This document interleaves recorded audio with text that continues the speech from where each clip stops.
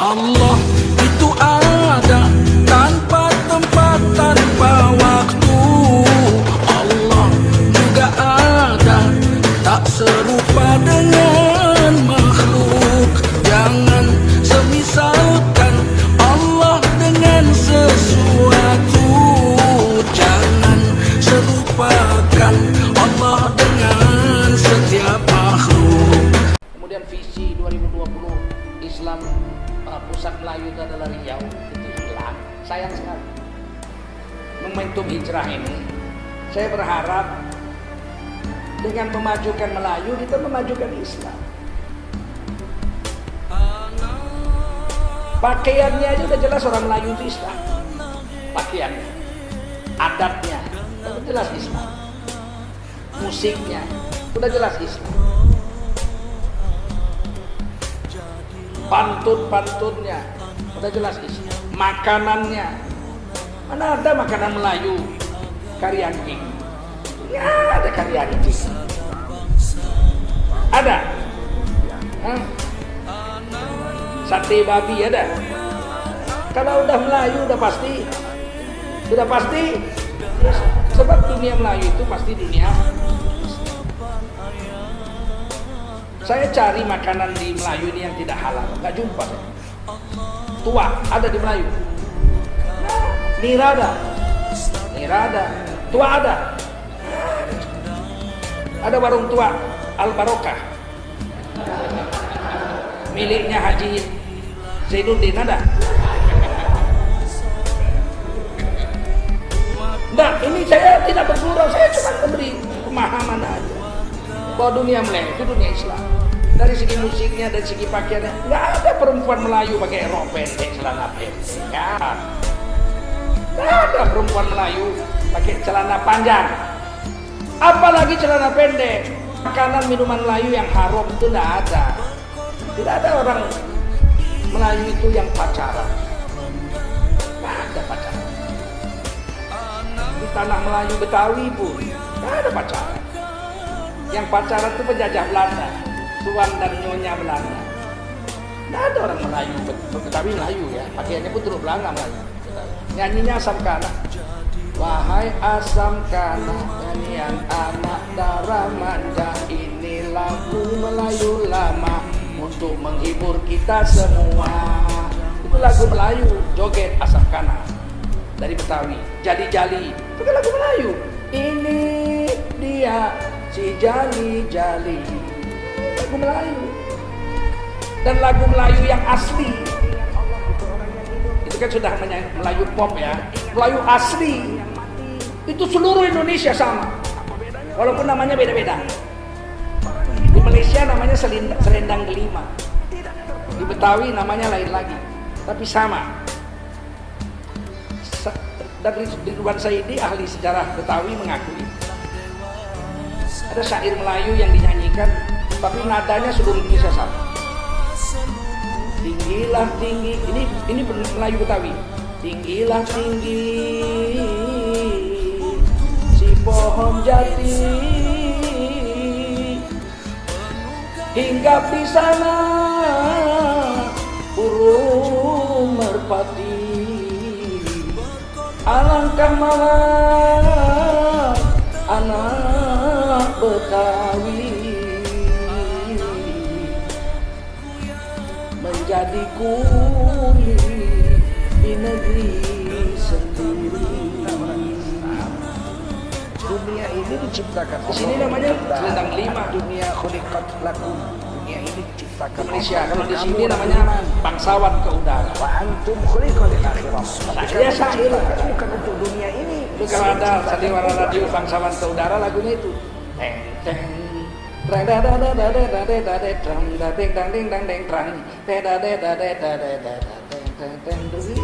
Ya kan? Onon katanya Nayan rajanya sama judul Indonesia itu. Tidak kenal kita pacaran-pacaran.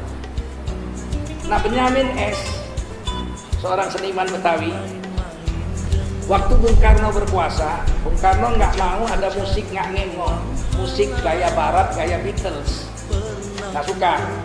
Makanya bintang radio televisi dibuat oleh Bung Karno. Waktu itu belum ada televisi, bintang radio. Itu lagu hiburan, Lendang Sutra, kemudian lagu keroncong, kemudian lagu Melayu, kemudian lagu seriosa. Nggak ada lagu pop, nggak ada hiburan. Pop nggak ada. Terus blues. Gitu. Kalau berpikir Melayu pasti berpikir tentang, jangan coba-coba menghilangkan.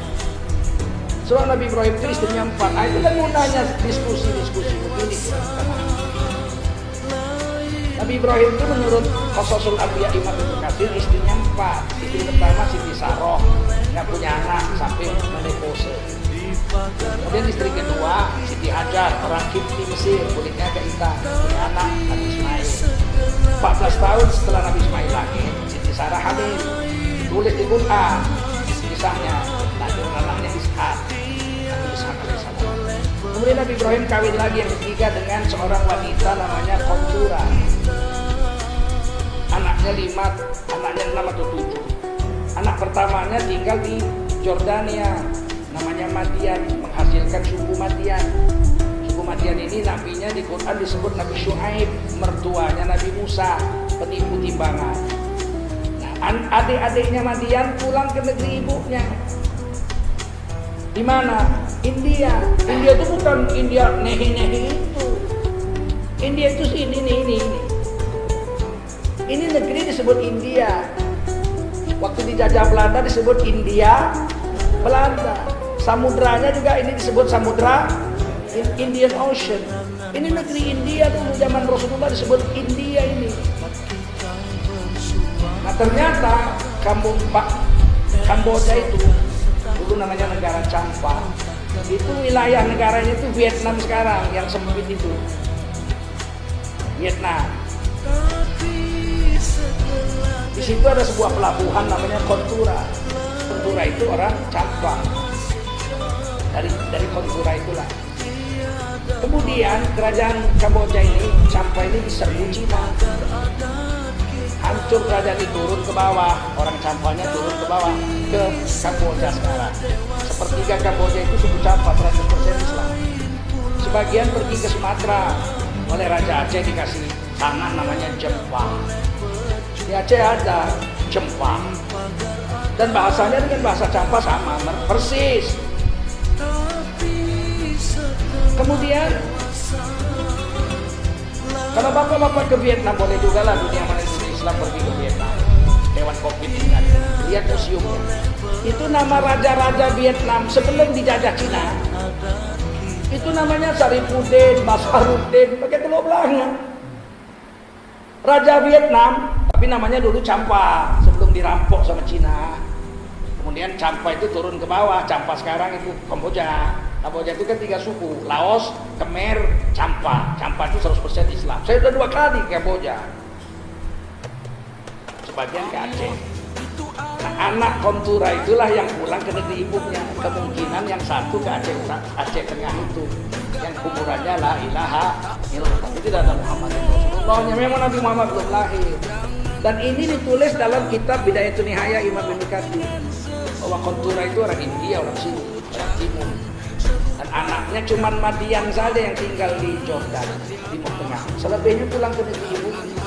Oleh karena itulah Sumatera ini mengenal agama Tauhid ribuan tahun sebelum Rasulullah lahir. Cuma dibawa oleh anak-anak Nabi Ibrahim. Dan dalam sejarah Queen of Sheba, Ratu Sabah, itu ketika masuk Islam kawin sama Nabi Sulaiman. Nabi Sulaiman wafat, dia dikejar-kejar kaumnya. Maka dia melarikan diri ke negeri ini. Karena Nabi Sulaiman mengambil emas dari wilayah Ophir, itu 400 peti emas. Ophir itu dekat Pasaman situ, Pasaman. Jadi Nabi Sulaiman 2000 tahun yang lalu sudah mengambil emas 400 peti dari Pasaman situ Ophir, pegunungan Ophir.